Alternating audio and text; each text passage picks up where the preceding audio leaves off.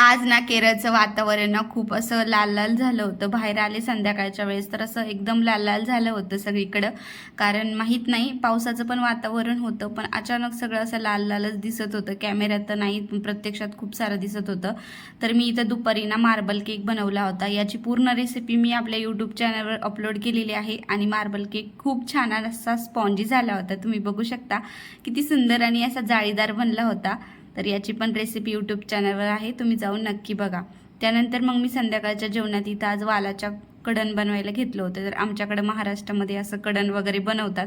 तर मी इथं तेल टाकून छान असं लसूण तडतडून दिला. आधी लसणाची फोडणी छान दिली की खूप छान लागतो कडण खायला. त्यानंतर जिरे, कढीपत्ता, थोडीशी लाल तिखट आणि थोडासा गरम मसाला टाकून ते घुगरे टाकून घेतले. आणि त्यानंतर त्याच्यात पाणी टाकून पातळ शेंगदाण्याचा थोडासा कूट टाकून घेतला आणि चवीनुसार मीठ टाकून घेतलं. तर इथं कडण असं रेडी होतं.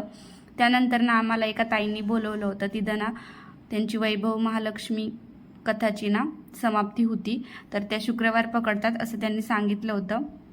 म्हणजे मी गुरुवारची महालक्ष्मीची कथा ऐकल्या होत्या, पण वैभव महालक्ष्मी कथा ही पहिल्यांदाच ऐकली.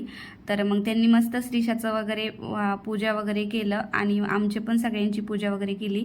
तर आधी स्टार्टिंगला कुठे जरी गेलं ना, श्रीषा आधी शांत बसत असती आणि त्यांनी प्रसादासाठी ना खीर बनवली होती. मग ती आम्ही सगळ्यांनी खाल्ली. म्हणजे असं 5-7 जणी बोलवल्या होत्या आणि सगळ्या आपल्या मराठीच होत्या. तर मग मस्त अशा नंतर त्यांनी पुस्तक आणि हे केळं वगैरे दिले. आणि स्टार्टिंगला ना श्रीषा कुठे गेली ना, एवढी शांत असती ना, आणि जेव्हा तिची ओळख झाली ना, मग तिचं काय खरं नसतं. मग सगळीकडे मस्तीच मस्ती करत असती ती. तर असा होता आजचा आमचा दिवस. तुम्हाला जर व्हिडिओ आवडला असेल तर प्लीज चॅनलला लाईक्स करा आणि सबस्क्राईब करा. तर